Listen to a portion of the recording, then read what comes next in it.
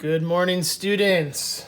Hope all is well. Hope you're staying healthy and busy and keeping your mind sharp. Today we're going to do a lesson. We're going to talk about the three forms of a quadratic function. So if you have not done so already, I need you to go online, print out this blank set of notes, follow along. And as always, pause the video, rewind it, fast forward, whatever you need to do, and then email us some questions. But before we begin, you're going to need your calculator because I'm just going to show you a few things just on the calculator real quick, so make sure you have that as well. But before we begin, let's just show you basically where we're going today. If I had a linear function,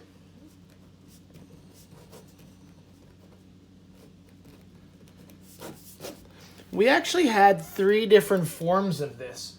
We had first ax plus by equals c. Now, if you remember what this was for, go ahead and think about what we use this for. Say it in your head.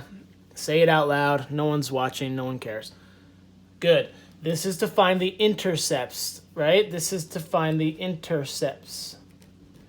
So you had c over a is the x-intercept and c over b is the y-intercept.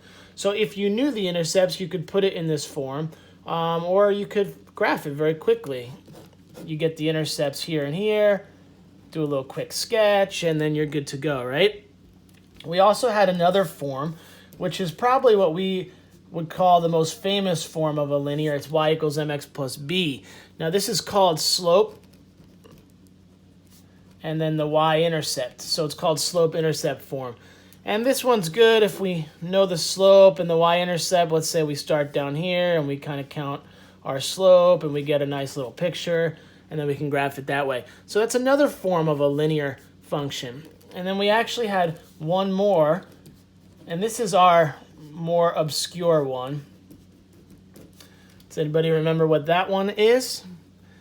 Well, if you were thinking point-slope form, that is a point where we have some x1, y1, and then again, m is our slope.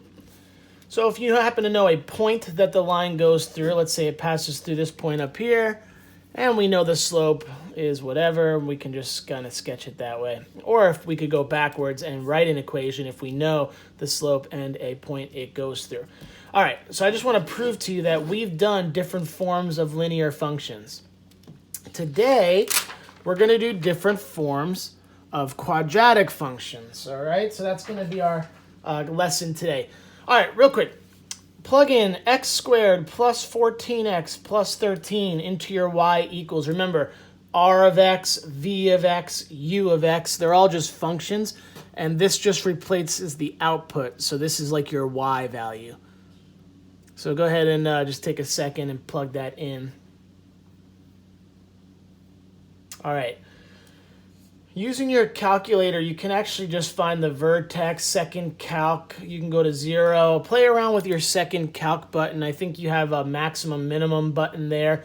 The vertex is your max or your min. Vertex is max or min, depending on whether it opens up or if it opens down. And your roots are also called your zeros, and you'll have a second calc 0 button. So you could actually just graph it, look at the parabola, and use your second calc keys to kind of find the max, the min, and to also find the zeros. So what I would like you to do is just pause the video, play around with these buttons just for a second, and see if you can come up with the vertex and the roots of each of these. All right, so the vertex was -7, -36. And the roots were -13 and -1. Now we'll put those in braces as solutions. Now you might have to change your window view. So go into your window, and if you can't see the left side of this parabola, it's because you're in your 10 by 10 frame. So you would need to change your x min to be like negative 15 in order to see negative 13. For your vertex, since my vertex is so low, I would have to change my y min to like negative 40. And if you change your window view, just like we worked on before we left, you can easily see this entire parabola. So if you did not understand that, go ahead and change your window view. Take a look at this entire parabola. Play around with the second calc max min, second calc 0 buttons or whatever there, and see if you can get those values. You could always get these values algebraically also. So if you're like, I'm not following on the calculator, I'm not very good at it, I'll screenshot you some pictures through email if you want.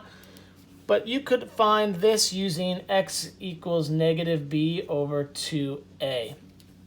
And if you do that, it's going to give you the x value of your vertex. Go back to one of our first lessons through distance learning, and we go over this formula. That's going to give you negative 7, and then you could go to your table of values, or you could plug in negative 7 for x, and that's going to give you negative 36.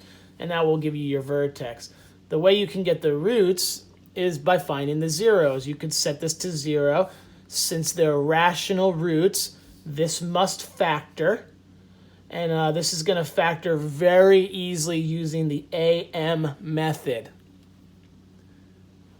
And then you'll get negative 13, negative 1 that way. Again, try this one. Plug this in your calculator, mess around with your window, go to your second calc and play around with some buttons. Just get familiar with your calculator. All right, this vertex is 1, negative 6.25. And the roots are negative 1.5 and 3.5. We get those just by using the second calc 0 button. And last one, if you want to try it, pause that video, plug this into your y equals. You could do it algebraically also if you want, or you could just go to your calculator. You may have to adjust your window so that you can see the entire parabola, and then use these second calc buttons and see if you can figure out the roots and the vertex from there. But this one's going to be 5.5, and this will be negative 2.25. And the roots of this are 4 and 7.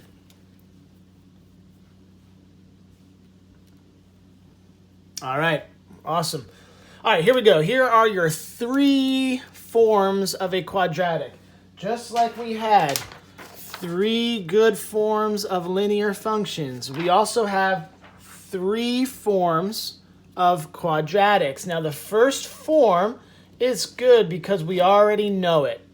The first form is f of x equals ax squared plus bx plus c, where a, b, and c are just any real numbers. This is the form we've been working with the whole time so far, so this is not new. When a quadratic is in standard form, we find the vertex by using x equals negative b over 2a, which we did up here. We showed you that you could use that to find this x value of the vertex. Go back to the previous lessons and we go over that in detail. We can find the x coordinate and then substituting the x value in to find f of x, or we know that to be y, input, output. And that's going to be the vertex, or where your graph turns. That's called your turning point. And then from here, we can find the roots by setting the function equal to 0, or we can graph it and find the zeros of the function by looking at where it crosses which axis? The x-axis. All right? This you already know. This is our standard form. I'm going to show you quickly today 2 different forms that are very helpful. All right, here they are. The first one is called factored form. Good. Everyone say factored form. You're doing great. Here is factored form. F of x equals a, parenthesis, x minus r1, parenthesis, x minus r2, where a is a real number and r1 and r2 are the real roots. Okay, r1 and r2, that is just notation for the zeros. So look at this general picture here. The first root we would call r1, the other root we can call r2, root 1, root 2, or r zeros, right? So if I'm looking at this picture, I know that the roots are -1 and +5. And this is the function that goes with it. So watch. If I were to factor it, I'd get x plus 1 times x minus 5. And if I set both equal to 0, remember when I'm multiplying two things, one of them has to be 0. This x plus 1 equals 0 produces x equals -1. That's root 1. The x minus 5 equals 0 gives us x equals 5. That's root 2. So I would call this to be in factored form. Now you might say, what is this a doing? Well, sometimes there's a GCF. And sometimes if you pull out a GCF before you factor it, you'll have a value here. Now the a value here is what? The a value here is 1 because it's, you don't have to write the 1. The only thing the a value does is it makes it more narrow or more wide. It doesn't change where the roots are. And we're going to show that later in the video. All right, so this is called factored form. So let us work with factored form for a second. Okay, let's write this at the top. Y equals a times x minus r1 times x minus r2. Again, a is your GCF. That could be 1 or anything. And then r1 and r2 are the two zeros, the two roots. All right? So here we go. If root 1 is -2 and root 2 is 3, we are going to assume a equals 1 since we're not told of an a value, okay? And all you have to do is this. Y equals x. Now, if it's minus r1, how do I subtract -2? What would happen? It would be x plus 2. And then x minus 3. Now the easiest way to think about this is as follows. If you were to set this to 0, what would you get? You would get x equals -2, which is our root. If you were to set this one to 0, you would get x equals 3, which is our other root. So this is in factored form. Now, it says write an equation. What does the word "and" mean? It means that there are more than one answer. Could you double distribute and put this in standard form? Yes, but you don't have to. You don't have to do more work than you need to. All right, you try these two. Pause the video real quick. Try to put these in factored form, and then we'll go over the answers. All right. So this one's going to be y equals x plus 6 times x plus 1.